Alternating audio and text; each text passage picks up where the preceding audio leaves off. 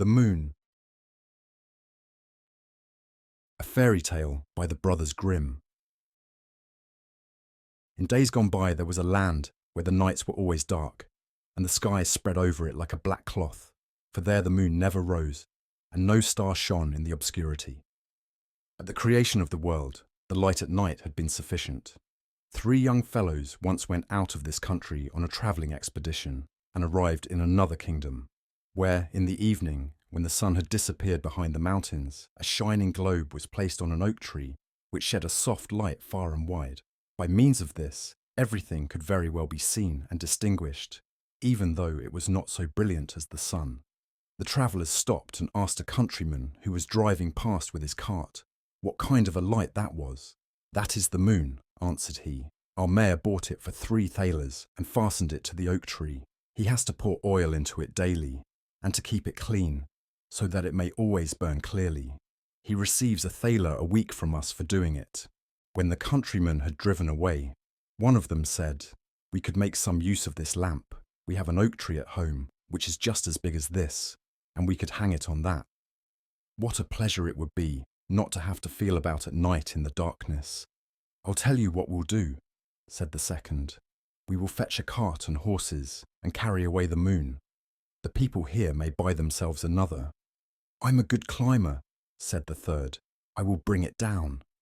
The fourth brought a cart and horses, and the third climbed the tree, bored a hole in the moon, passed a rope through it, and let it down. When the shining ball lay in the cart, they covered it over with a cloth, that no one might observe the theft. They conveyed it safely into their own country and placed it on a high oak. Old and young rejoiced when the new lamp let its light shine over the whole land, and bedrooms and sitting rooms were filled with it. The dwarfs came forth from their caves in the rocks, and the tiny elves in their little red coats danced in rings on the meadows. The 4 took care that the moon was provided with oil, cleaned the wick, and received their weekly thaler. But they became old men, and when one of them grew ill and saw that he was about to die, he appointed that 1/4 of the moon should, as his property, be laid in the grave with him. When he died, the mayor climbed up the tree and cut off 1/4 with the head shears, and this was placed in his coffin. The light of the moon decreased, but still not visibly. When the second died, the 2/4 was buried with him, and the light diminished. It grew weaker still after the death of the third, who likewise took his part of it away with him. And when the 4th was borne to his grave, the old state of darkness recommenced, and whenever the people went out at night without their lanterns, they knocked their heads together. When, however, the pieces of the moon had united themselves together again in the world below, where darkness had always prevailed, it came to pass that the dead became restless and awoke from their sleep. They were astonished when they were able to see again. The moonlight was quite sufficient for them, for their eyes had become so weak that they could not have borne the brilliance of the sun.